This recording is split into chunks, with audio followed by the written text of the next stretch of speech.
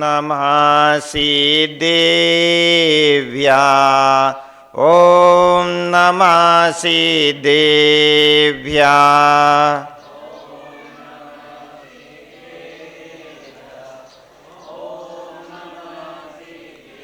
ॐ नमः अर्हदेभ्या ॐ नमः अर्हदेभ्या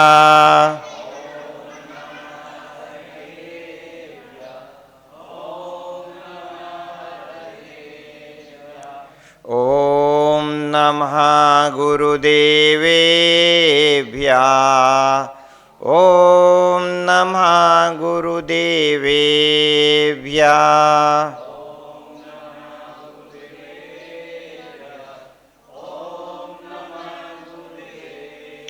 ॐ नमः वीरसागरेभ्या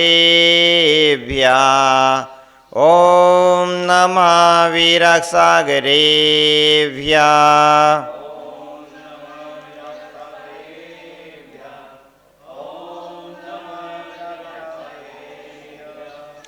नमः श्रीवर्धमानाय निर्धूतकलिलात्मने सालोकानां त्रिलोकानां यद्विद्यादर्पणायते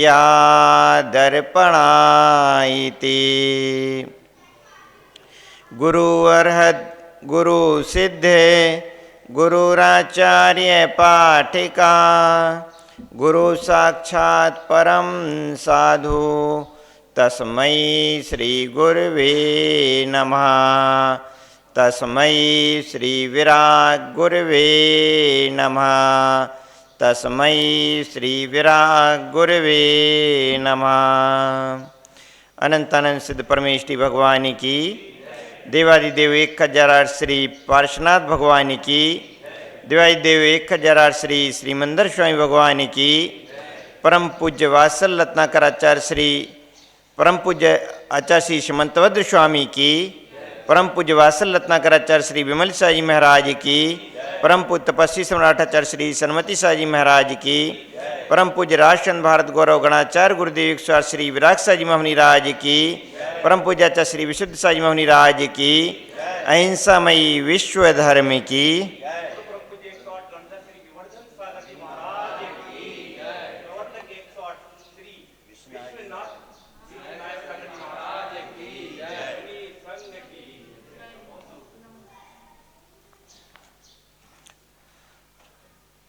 भवबंधु, अंतिम तीर्थेश भगवान महावीर स्वामी के शासन में परम पूज्य आचार्य भगवान गुरुदेव गणाचार्य श्री विराग शाह जी महामुनि राज के मंगल आशीष से परम पूज्य आचार्य श्री समंतभद्र स्वामी का महान ग्रंथ रत्नकंड श्रावकाचार, जिस पर निरंतर हम जिसके प्रत्येक एक गाथाओं में धर्म का आचार्य भगवान ने रस भरा हुआ है, ऐसे प्रत्येक गाथाओं को जान रहे हैं, समझ रहे हैं। बंधु, आचार्य भगवान ने जहाँ सम्यक्त के गुणों के विषय में बतलाया, वहाँ उन्होंने कहा कि सम्यक दर्शन प्रशम संवेग आस्तिक अनुकंपा यह सम्यक्त के लक्षण होते हैं। और सम्यक दर्शन कोई भी कार्य कारण के बिना नहीं होता है। आचार्य श्री 108 विहार सागर जी महामुनि राज का जैसे लगातार मंगल विहार उदयपुर से जोधपुर के लिए हो रहा है। कल अग्नि आचार्य दिख रही है तो अग्नि के पीछे कारण कोई न कोई ईंधन अवश्य है। बिना ईंधन के अग्नि हो नहीं सकती है। धरती पर इसी प्रकार से जिस प्रकार से बाह्य कारण के बिना सभी कोई कार्य नहीं होता है, इसी प्रकार से सम्यक दर्शन के भी चलते हुए बाह्य कारण कहे गए, अंतरंग कारण कहे गए। जिसमें बाह्य कारणों में जो अभी परसों के दिन में बतलाए थे अलग अलग हेतु, सम्यक दर्शन की उत्पत्ति के नरक में कौन से हेतु पाए जाते हैं, त्रिंचों में क्या हेतु हैं, मनुष्यों में क्या हेतु हैं और देवगति में क्या हेतु हैं, अलग अलग हेतु बतलाए थे। इन हेतुओं में सबकी आगे करो जी। नरक में अबे जो आगे बतलाया आगे गया खत्म था, हो गया तो नरक में जाति स्मरण मोबाइल पे लगे एवं ले ले रहे मुझे तो वेदना अनुभव, यह दो प्रकार के और धर्म श्रवण प्रथम 3 नरकों में हेतु होते हैं, और उसके पश्चात के जो शेष 4 नरक हैं उनमें धर्म श्रवण नहीं पाया जाता है।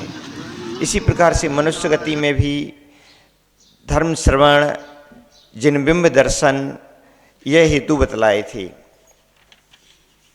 एवं लगा के समय जाति स्मरण भी मनुष्य गति और त्रैचर्य में पाया जाता है। एवं देवों में 3 प्रकार के हेतु बतलाए थे, 4 प्रकार के, जिनमें दर्शन, धर्म श्रवण, जाति स्मरण और देव रिद्धि दर्शन। ये भवनवासी वेंतरवासी ज्योतिषी देव में बतलाए थे। एवं पहले से 12वें स्वर्ग तक भी इसी प्रकार के 4 हेतु बतलाए थे। इसके ऊपर के देवों में एक जो देवरिद्धि दर्शन था वह नहीं पाया जाता है। इस प्रकार का यहाँ परसों अपन सभी ने सुना था, जाना था। परम पूज्य गुरुदेव ने सम्यक दर्शन के पर एक बहुत सुंदर पुस्तक लिखी, जिसका नाम भी उन्होंने लिखा सम्यक दर्शन। ये परम पूज्य गुरुदेव ने अनेक विषयों पर बहुत सुंदर सुंदर आलेख लिखे। शुद्धोपयोग पर ही परम पूज्य गुरुदेव का बहुत सुंदर आलेख रहा। विषण विचार पर भी परम पूज्य गुरुदेव का बहुत बड़ा एक ग्रंथि रहा। इसी प्रकार से दर्शन पर भी एक परम पूज्य गुरुदेव का सुंदर आलेख है। अन्य अन्य विषय और टीकाएं तो जो परम पूज्य गुरुदेव ने वार्षाणुवेखा, रेणसार, लिंग पहाड़, शील पहाड़ पर लिखी, और शास्त्र समुच्चय पर शून्य सूत्र, यह तो विशेष ग्रंथि लिखे गए एक एक विषयों पर। तो सम्यक दर्शन पर जो परम पूज्य गुरुदेव ने यह कृति लिखी है, इस कृति में परम पूज्य गुरुदेव ने बाह्य कारण जो हैं, तो बाह्य कारण के विषय में आचार्य भगवान ने बतलाया कि बाह्य कारण देशनालब्धि, काललब्धि आदि बहिरंग कारण हैं। इसी प्रकार से तीर्थंकर, केवली मुनि, भाव स्मरण, शास्त्र, देव महिमा आदि बहुत प्रकार की यह बाह्य हेतु जानना चाहिए। एवं बाह्य कारणों में जो भी हमने कारण आपको गिनाए, वह सभी कारण भी गिनाए। अब इसके पश्चात आचार्य भगवान ने कुछ यहाँ पर प्रश्नोत्तरी यहाँ पर दी है, जिस प्रश्नोत्तरी में वहाँ पर प्रश्न किया गया कि जो जिनबिंब दर्शन होता है, वह जिनबिंब दर्शन प्रथम सम्यक की उत्पत्ति में कारण कैसे है, भगवान का दर्शन। तो वहाँ पर बतलाया गया कि जिनबिंब के दर्शन से निधत्ति और निकाचित रूप मिथ्यात्व आदि कर्म कलंकों का भी क्षय देखा जाता है। दर्शन के कारण से जो निधत्ति और निकाचित जैसे कर्म होते हैं, वह दर्शन एकमात्र जिनबिंब दर्शन के माध्यम से भी उन वह कलंक जो कर्म रहते हैं उनका क्षय देखा जाता है। इस कारण से जिनबिंब दर्शन की यह महिमा है कि जिनबिंब दर्शन से सम्यक दर्शन की भी प्राप्ति हो जाती है। यहाँ पर आचार्य भगवान ने लिखा कि जो लब्धि संपन्न मुनिगण होते हैं, ऋषि होते हैं,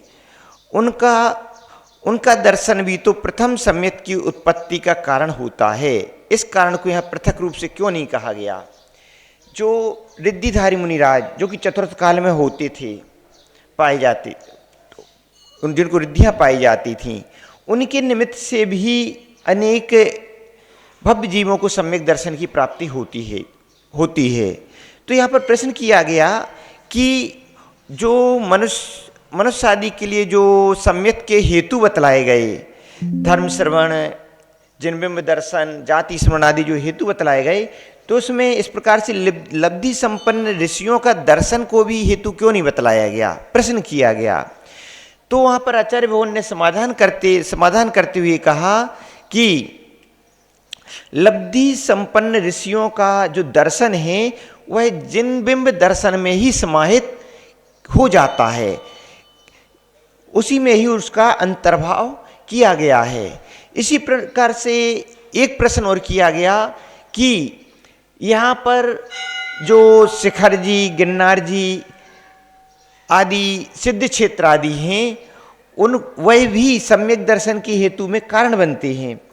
तो उनका भी यहाँ पर कारणों में समाहित उनको क्यों नहीं किया गया, तो उनका भी यही बतलाया गया है, यहाँ पर समाधान दिया गया है कि वहाँ जो शिखर जी, गिरनार जी आदि जो सिद्ध क्षेत्र होते हैं, उनका भी ग्रहण जिनबिंब दर्शन में कर लेना चाहिए और उनका भी जिनबिंब दर्शन में ही समाहित हो जाते हैं। इस प्रकार से आचार्य भगवान ने कहा।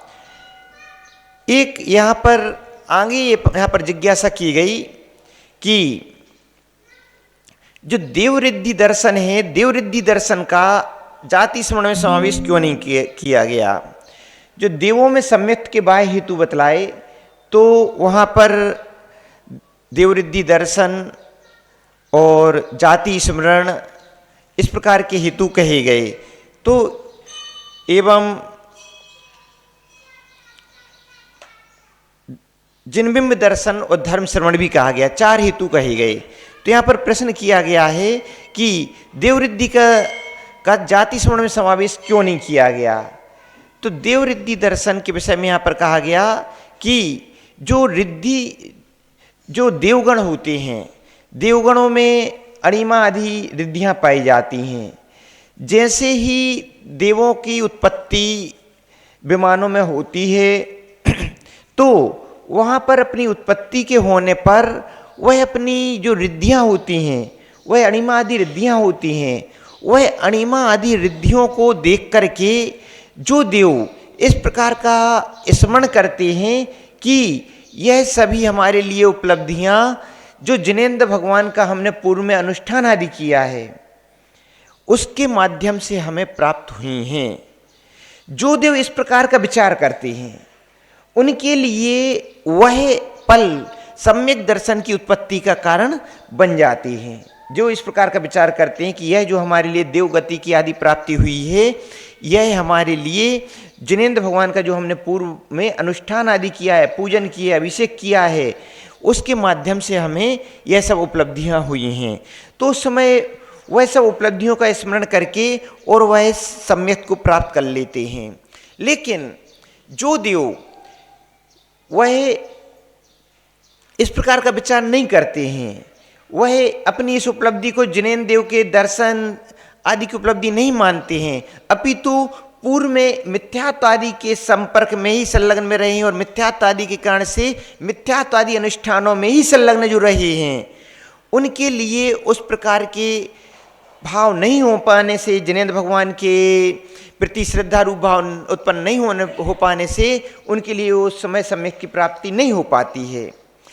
आगे चल करके उनके लिए धर्म श्रवण आदि अथवा वहाँ पर जो आकृतिम चैत्यालय हैं, वह जिनबिंब दर्शन आदि उत्पत्ति हो सकते हैं यदि उनकी उस तरह की भवितव्यता हुई तो इस प्रकार से यहाँ पर इसका समाधान में इस प्रकार का कहा गया कि वह अपने अणिमा आदि रिद्धियों को देख करके ऐसे विचार उत्पन्न होते हैं। इस प्रकार से उनका यह जो उनके लिए देवों के लिए जो प्रथम सम्यक की जो प्राप्ति होती है, वह जाति स्मरण निमित्तक होती है।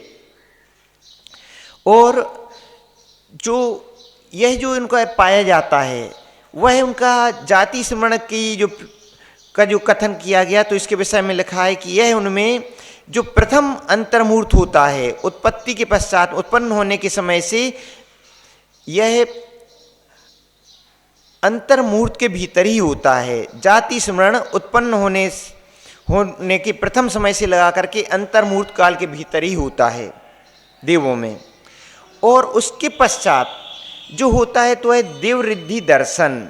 देवरिद्धि दर्शन जो देव होते हैं, जो सामान्य देव होते हैं अथवा जो वाहन आदि के जो जाति के जो देव होते हैं, वह स्वधर्म इंद्र आदि की विभूति को देख करके उनकी देव और उन देवों की विशेष देवों की रिद्धियों को देख करके जो उनके अंदर भाव उत्पन्न होते हैं कि इन्होंने यह जिनेंद्र भगवान की भक्ति आदि के माध्यम से यह इस प्रकार की रिद्धियों को प्राप्त किया है, तो इस प्रकार से देव विशेष इस प्रकार से रिद्धियों को देख करके जो उनको सम्यक की उत्पत्ति होती है, वह देव रिद्धि दर्शन कहा गया।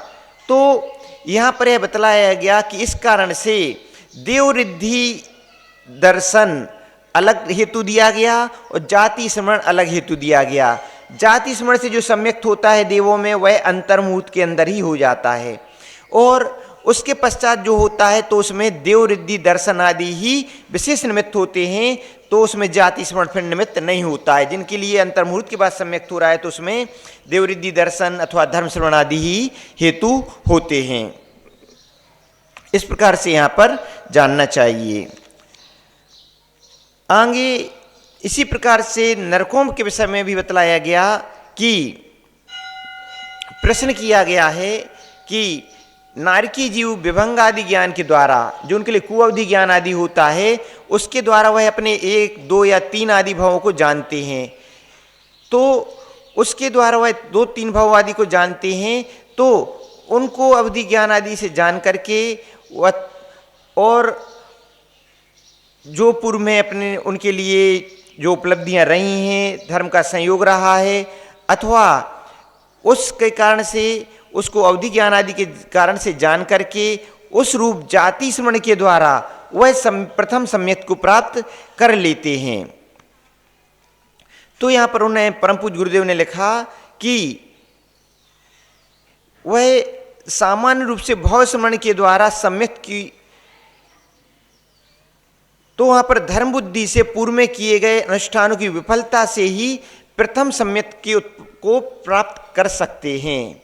पूर्व में जो उन्होंने धार्मिक अनुष्ठान किए हैं, लेकिन धार्मिक अनुष्ठान करने पर भी उन्होंने जो उसके प्रति श्रद्धा आदि भाव को धारण नहीं किया, और श्रद्धा आदि भाव को धारण नहीं किया तो उनके लिए जो नरक गति की प्राप्ति हुई उसको अपने अवधि ज्ञान आदि के कारण, अवधि ज्ञान आदि से जान करके अथवा जाति श्रवण के से जान करके वह प्रथम सम्यक दर्शन को प्राप्त कर लेते हैं।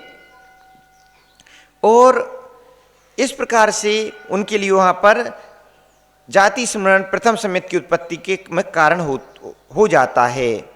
और वेदना का अनुभव भी वहाँ पर सामान्य रूप से उनके लिए सम्यक की उत्पत्ति का कारण होता है। जो अनेक बार अनेक वेदनाएं उनके लिए प्राप्त होती हैं, तो उस प्रकार का विचार करते हैं कि यह वेदनाएं हमें पूर्व समय में हमने जो धर्म से हम दूर रहे उस कारण से हमें इतनी अत्यधिक वेदनाओं का सामना करना पड़ रहा है। तो उस वेदना के कारण से विचार करके कि हमने पूर्व में जो जिनेंद्र भगवान की जो वाणी प्राप्त हुई उसके समागम को प्राप्त नहीं किया, इस कारण से वर्तमान में हमें यह वेदनाओं को भोगना पड़ रहा है। तो उस वेदना के अनुभव के कारण से भी नरक के जीव, नारकी जीव सम्यक दर्शन को प्राप्त कर लेते हैं। लेकिन कौन सी नारकी जीव? जिन्होंने इस प्रकार का विचार किया है कि पूर्व में हमने जिनेंद्र भगवान के धर्म के उपदेश को सुना था, लेकिन उस धर्म के उपदेश को सुनकर के भी हमने उसका पालन नहीं किया, उस कारण से हमारी इस समय यह अवस्था हुई।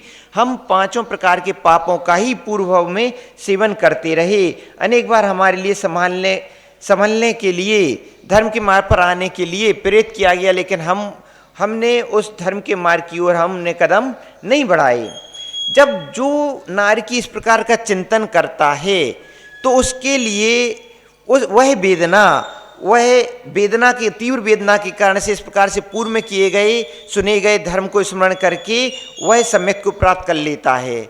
लेकिन जो वेदना के अनुभव में भी वह धर्म पूर्व में जो हुए धर्म आदि का स्मरण नहीं करते हैं, जिनेंद्र भगवान द्वारा उपदिष्ट धर्म को स्मरण नहीं कर पाते हैं, तो उनके लिए वेदना अनुभव सम्यक का हेतु भी नहीं बन पाता है।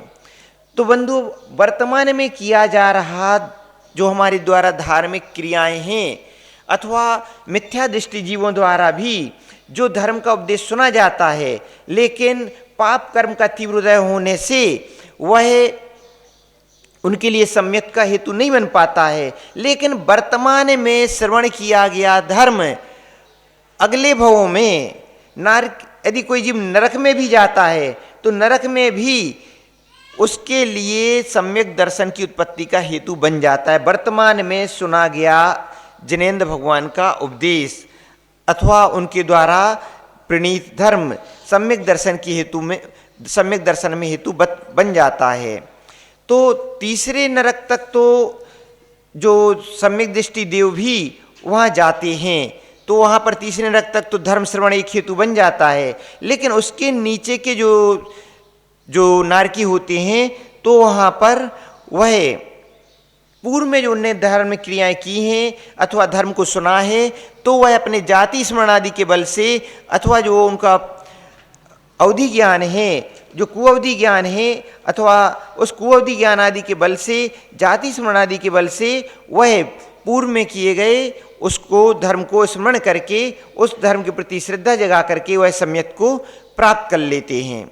एक प्रश्न यहाँ पर किया गया कि वहाँ जो सम्यक दृष्टि नारकी जीव होते हैं, तो जो सम्यक दृष्टि नारकी जीव जो मिथ्या दृष्टि नारकी जीव होते हैं, क्या उनके द्वारा उनको सम्यक की प्राप्ति में वह धर्म का उपदेश नहीं प्रदान करते हैं? तो यहाँ पर बतलाया गया कि जाति संबंधी जो उनका भाव संबंधी हेतु होने के कारण से, नारकी जीव होने के कारण से, जो भाव संबंधी जो उनमें वैरभाव पाया जाता है, वह वैरभाव के कारण से एक दूसरे को धर्म का उपदेश देने का इस प्रकार का भाव उत्पन्न उनमें नहीं हो पाता है।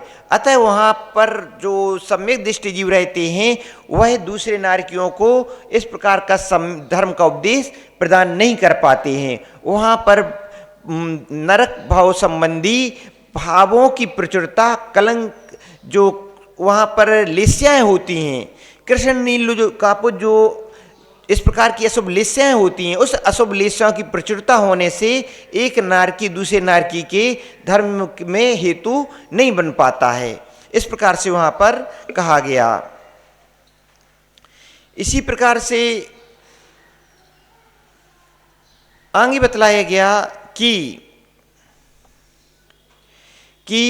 जो मनुष्यों में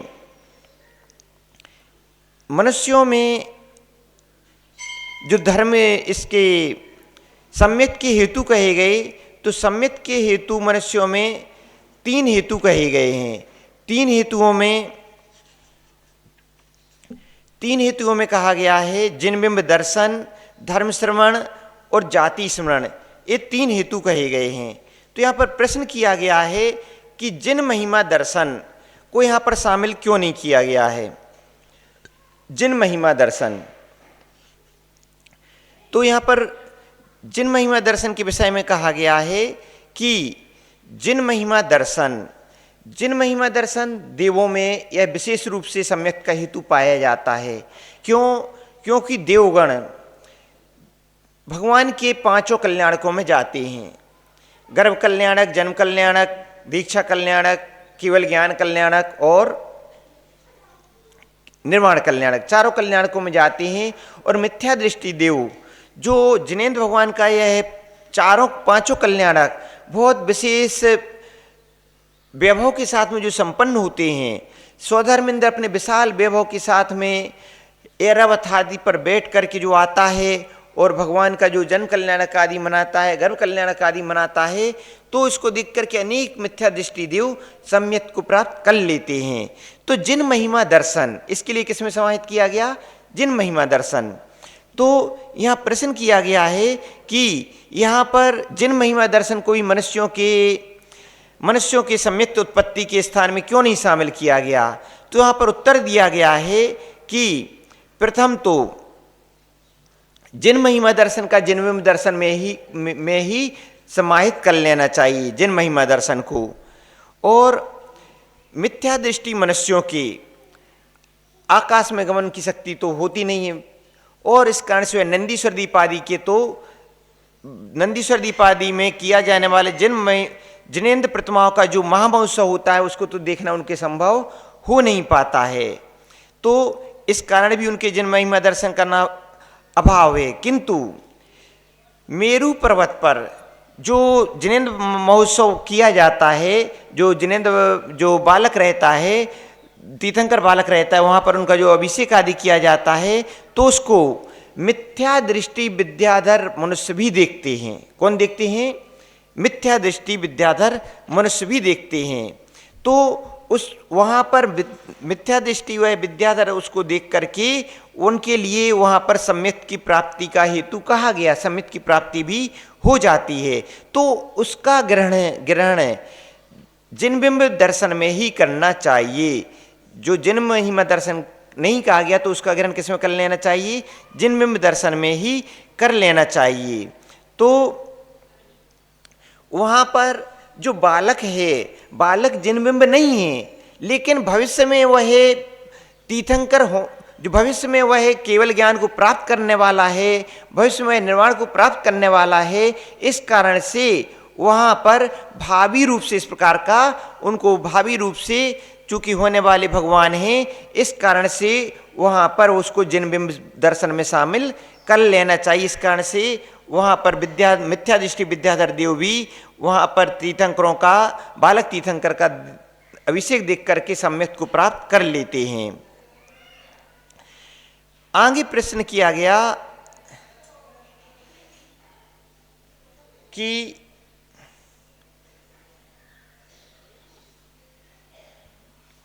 आगे कहा गया कि स्वर्ग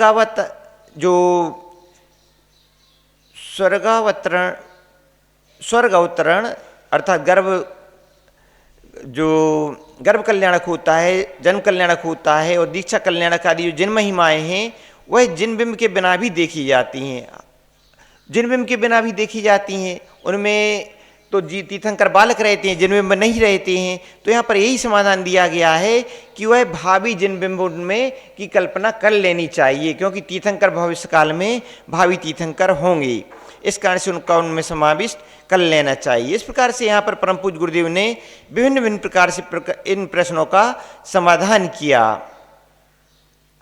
एक प्रश्न किया गया कि जो आनत आदि 4 स्वर्ग हैं, 16 स्वर्ग होते हैं, 16 स्वर्गों में आनत आदि अंतिम 4 स्वर्ग होते हैं। उन आनत आदि 4 स्वर्गों में देव रिद्धि दर्शन आदि 4 कारण क्यों नहीं कहे गए हैं? 12वें स्वर्ग तक ही देव रिद्धि दर्शन कहा गया, तो अंतिम 4 स्वर्गों में देव रिद्धि दर्शन क्यों नहीं कहा गया? कि अंतिम जो 4 स्वर्ग हैं उसके जो नीचे के देव रहते हैं, उन नीचे के देवों को भी ऊपर के जो देव होते हैं, उनके जो मुख्य इंद्र आदि होते हैं, उनकी रिद्धियों को देख करके उनको सम्यक होना चाहिए। लेकिन वहाँ पर देव रिद्धि दर्शन क्यों नहीं किया कहा गया? 13वें नंबर, 13वें, 14वें, 15वें, 16वें नंबर के स्वर्ग में क्यों नहीं कहा गया? तो यहाँ पर उत्तर दिया गया, चूंकि जो ऊपर के 4 स्वर्ग हैं, 12वां, 13वां, 14वां, 13वां, 14वां, 15वां, 16वां, इनमें शुक्ल लेस्या पाई जाती है। शुक्ल लेस्या पाई जाने से यहाँ के जो देव होते हैं उनमें उस प्रकार के देव, अन्य ऊपर के जो देव होते हैं, उन ऊपर के देवों को देख करके जो आनत आदि विशेष इंद्र होते हैं, उनकी रिद्धियों को देख करके कोई विशेष उनमें इस प्रकार का रिद्धि जन्य कोई इस प्रकार का हेतु नहीं पाया जाता है, जिसके कारण से उनमें कोई इस प्रकार का विशेषता उनके लिए महसूस होती हो, क्योंकि उनकी लेस्याएं परिणाम बहुत निर्मल होती हैं। परिणामों की निर्मलता से उनके लिए उस प्रकार के उन देवों की रिद्धि आदि देख करके किसी प्रकार की ईर्ष्या आदि भाव नहीं होती हैं। इस कारण से वहाँ पर देव रिद्धि दर्शन को वहाँ पर सम्यक का हेतु नहीं कहा गया है। तो वहाँ पर शुक्ल लेस्या के भाव के कारण से इस प्रकार का कहा गया है। तो इस प्रकार से वहाँ पर कहा गया, इसलिए उनमें धर्मोपदेश सुनकर ही क्या होता है, उनमें 13वें से 16वें स्वर्ग तक जो हेतु कहे गए सम्यक दर्शन के, तो जिनबिंब दर्शन, धर्म श्रवण और जाति स्मरण, ये 3 हेतु ही कहे गए हैं। और धर्म श्रवण, वहाँ पर धर्म श्रवण ग्रेव को प्रश्न किया गया कि जो ग्रेवेक होते हैं, ग्रेवेक में विमानवासी देवों की धर्म श्रवण किस प्रकार से संभव है? तो वहाँ पर बतलाया गया कि उनमें जो देव होते हैं, देव आपस में तत्व चर्चा करते हैं। तत्व चर्चा करते हुए जो मिथ्या दृष्टि देव हैं, सम्यक दृष्टि देवों से तत्व चर्चा करते हुए धर्म श्रवण को प्राप्त होकर के सम्यक दर्शन को प्राप्त हो जाते हैं। तो इस प्रकार से जो 9 ग्रीवयक होते हैं, 9 ग्रीवयकों में दो कारण कहे गए हैं सम्यक दर्शन की उत्पत्ति की, धर्म श्रवण और जाति स्मरण, ये 2 हेतु कहे गए। तो एक तो जाति स्मरण के माध्यम से वह सम्यक दर्शन को प्राप्त कर लेते हैं, और दूसरा धर्म श्रवण, तत्व चर्चा में इतने अधिक संलग्न रहते हैं कि उससे वह धर्म, उसके माध्यम से सम्यक को प्राप्त हो जाते हैं। और इसके ऊपर के जो देव होते हैं, 9 ग्रीवयक से ऊपर के जो देव होते हैं, अनुदेश और अनुत्तरवासी जो देव होते हैं, सवार सिद्धि इत्यादि देव होते हैं, ये सभी जन्म से ही क्या होते हैं, सम्यक दृष्टि होते हैं। तो पूर्व से ही इनके में सम्यक दर्शन पाया जाता है। इस प्रकार से यहाँ पर इसके विषय में बतलाया। यहाँ पर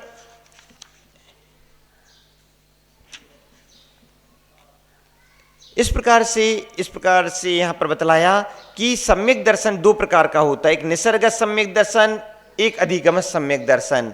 निसर्गत सम्यक दर्शन वह होता है जो बाह्य निमित्तों के बिना स्वभाव से ही, प्राकृतिक रूप से ही जो उत्पन्न होता है, अंतर के अपने स्वयं के भावों से उत्पन्न होता है, वह निसर्गत सम्यक दर्शन है।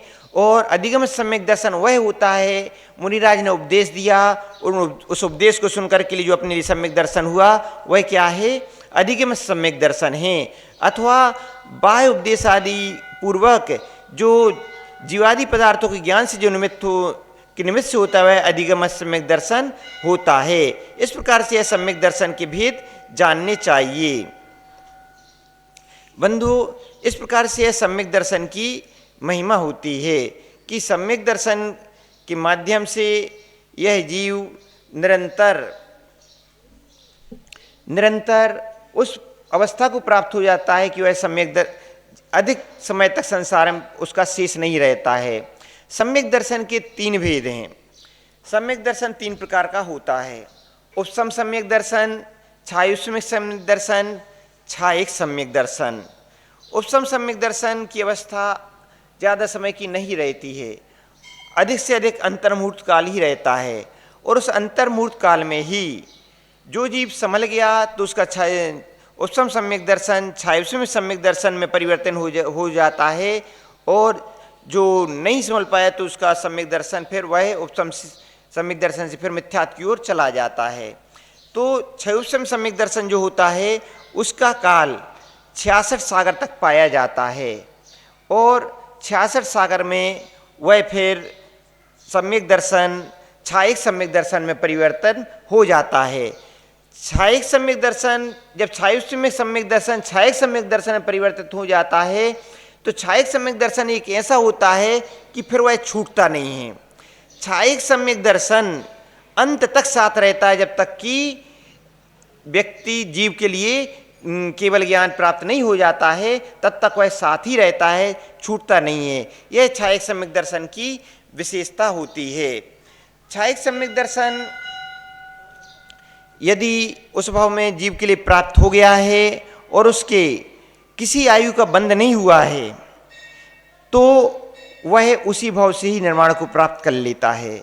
लेकिन यदि किसी आयु का बंध हो गया है, तो फिर वह उस आयु को प्राप्त होने के पश्चात में फिर वहाँ से लगभग 1-2 भाव में ही वह क्या कर लेता है, निर्वाण को प्राप्त कर लेता है। जैसे अभी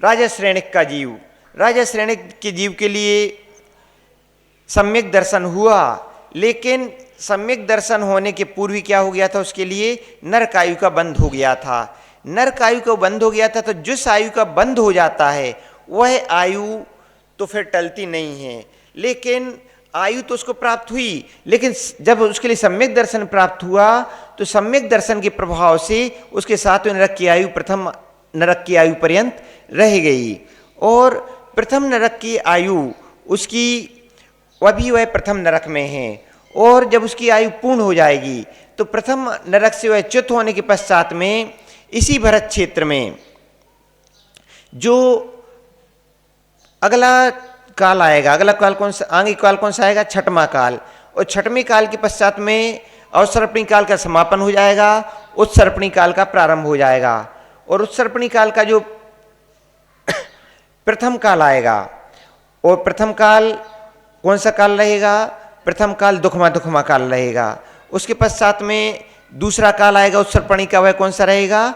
दुखमा काल। और तीसरा काल जो आएगा उसका दुखमा सुखमा काल। उस दुखमा सुखमा काल में जो कर्मभूमि रहेगी उसका प्रथम तीर्थंकर वही श्रेणिक का जीव होगा। तब तक उसकी जो 84,000 वर्ष की आयु है वह उसकी पूर्ण हो चुकी होगी और वहाँ पर जन्म लेकर के प्रथम तीर्थंकर होगा। और वहाँ पर तीर्थंकर होने के पश्चात में वह अपनी आयु के पश्चात में निर्वाण को भी प्राप्त करेंगे। तो छायिक सम्यक दर्शन श्रेणिक के लिए कहाँ हो गया था? वहीं पर भगवान महावीर स्वामी के पादमूल में उसके लिए छायिक सम्यक दर्शन हो गया था। तो इस प्रकार से वह जो छायिक सम्यक दर्शन एक बार हो जाता है वह 1-2 भवों में ही निर्वाण को प्राप्त कर लेता है। इस प्रकार से यह छायिक सम्यक दर्शन होता है। इसी प्रकार से जो जीव त्रियंच गति में आदि में ही रहते हैं तो त्रियंच गति का जीव यदि आयु बंद हो गया है और उसके लिए बाद में सम्यक दर्शन हुआ है तो वह भोग भूमि को प्राप्त होता है। भोग भूमि की अवस्था के पश्चात देव होता है और देव होने के पश्चात में वह पुनः मनुष्य आयु को प्राप्त करके निर्वाण को प्राप्त कर लेता है। तो इस प्रकार से यह सम्यक दर्शन की जो छायिक सम्यक दर्शन जिसे होता है तो उसकी यह विशेषता होती है।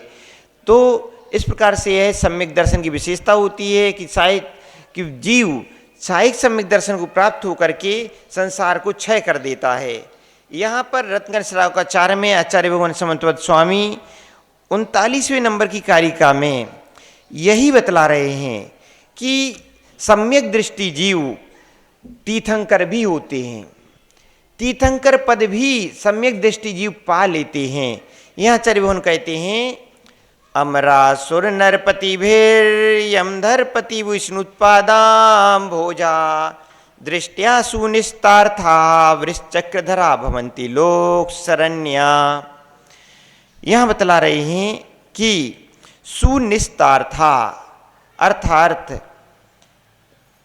जो जीवादि तत्वों पर जिनका निश्चय होता है ऐसे दृष्टिया शुद्ध सम्यक दृष्टि जीव अमरा सुन्नर पतिभिर, अमरा अर्थात देवेंद्र,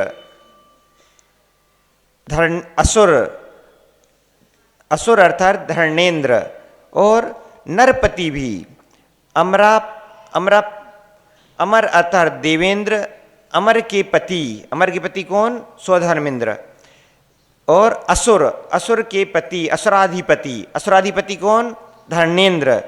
और नरपति भीर, नरपति नरों का अधिपति कौन होता है? चक्रवर्ती। तो ऐसा देवेंद्र धर्णेन्द्र और नरेंद्रों के द्वारा यमधर पतिभिश्च, यमधर पतिभिश्च अर्थात गणधरों द्वारा और नूत पादाम्बोजा जिनके पादाम्बोज चरण पद रूपी कमल जिनके क्या हैं? बंदनीय हैं, जिनसे बंदनीय हैं, ऐसे वृश्चक्रधरा भवंती लोक शरण्या। वृश्चक्रधरा अर्थात धर्म रूपी चक्र को धारण करने वाले अर्थात तीर्थंकर। तीर्थंकर जो कि किन से बंदनीय होते हैं? जो कि स्वधर्मेंद्र, धर्णेन्द्र, चक्रवर्ती आदि आदि सभी से बंदनीय होते हैं। जब अभिषेक के समय में एक श्लोक पढ़ा जाता था जिसमें कहा गया है कि 100 इंद्रों से तीर्थंकर भगवान बंदनीय होते हैं। भवनालय 40 वेंतर देवाण हुंति 32 कप्पा मर 24 चंदो सुरुर नरो त्रियो। तीर्थंकर भगवान किन से बंदनीय होते हैं? भवनालय 40 भवनवासियों के जो 40 जो इंद्र होते हैं और वेंतर देवान होंती 32 वेंतरों के 32 और भवनालय 40 और कल्पवासियों के 24 देवों से जो वंदनीय होते हैं। और चंदो सूरो अर्थात चांद जो सूर्यदेव और चंद्रदेव के द्वारा जो वंदनीय होते हैं। और त्रेंच और त्रेंचों में कौन होता है? सिंह। और मनुष्यों का अधिपति कौन होता है? चक्रवर्ती। इनके द्वारा जो वंदनीय होते हैं, ऐसे कौन होते हैं? देवादिदेव तीर्थंकर देव होते हैं। जो सम्यक दृष्टि होता है, तो आचार्य भगवान कहते हैं वह सम्यक दृष्टि जीव की सम्यक दर्शन के बल से एक दिन तीर्थंकर जैसी विभूति भी प्राप्त कर लेता है। यह सम्यक दर्शन की महिमा होती है कि सम्यक दर्शन के बल से तीर्थंकर जैसी विभूति को भी प्राप्त किया जा सकता है। बंधु, ऐसे सम्यक दर्शन को हम धारण करें कि जो कि सम्यक दर्शन सभी आदियों व्याधियों को दूर करके परम उपाधि को प्राप्त करने वाला है। आज तक हम व्याधियों से ही प्रीति करते रहे, बाह्य उपाधियों से ही प्रीति करते रहे। आचार्य भगवान कहते हैं कि इन बाह्य उपाधियों में नहीं, बाह्य व्याधियों में नहीं, अपितु जो अपनी निज आत्मा है, निज आत्मा में जो सम्यक दर्शन रूपी विभूति है, उस विभूति को धारण करो। जिसने अपनी इस अंतरंग विभूति से प्रीति की, वह उस परम सुख को पालेगा कि उसके लिए फिर उस संसार के दुखों को प्राप्त नहीं होना पड़ेगा, अपितु उसके लिए फिर तीर्थंकर जैसी विभूति भी प्राप्त हो जाती है। लेकिन हम बाह्य द्रव्यों को ही देखते रहते हैं, बाह्य द्रव्यों में ही सुख मानते रहते हैं। इसके कारण से हम जो परम द्रव्य है, परम सुख है, उस परम सुख को प्राप्त नहीं हो पाते हैं। आचार्य भगवान कहते हैं कि बाह्य द्रव्यों में सुख की कल्पना मत करो, बाह्य द्रव्यों में सुख को मत खोजो, अपितु अपने जो अंतरंग द्रव्य है, आत्म द्रव्य है, उसमें सुख को खोजो। जिसने अपने अंतरंग द्रव्य में, अपने आत्मा में सुख को खोजा और अपनी आत्मा में प्रीति की, अपने आत्मा पर श्रद्धा की, जिसने आत्मा से श्रद्धा की, आत्मा पर श्रद्धा की, तो एक दिन वह आत्मा पर श्रद्धा करने वाला एक दिन उस परम श्रद्धा को प्राप्त होकर के उस तीर्थंकर पद को भी प्राप्त कर लेगा। इसलिए आचार्य भगवान कहते हैं कि उस सम्यक दर्शन को धारण करते हुए उस परम श्रद्धा को धारण करो, जो श्रद्धा तत्वों पर परम श्रद्धा, देवशास्त्र के ऊपर परम श्रद्धा, जो कि हमारे लिए संसार सागर से निकालने वाली है, तारने वाली, उस परम श्रद्धा को धारण करें, ऐसा आचार्य भगवान ने कहा है। और उसी श्रद्धा को धारण करके ही हम तीर्थंकर भी हो सकते हैं, ऐसा आचार्य भगवान ने कहा है। परम पुरुष शंकराचार्य देवशास्त्री विराट सजी मुनि राज की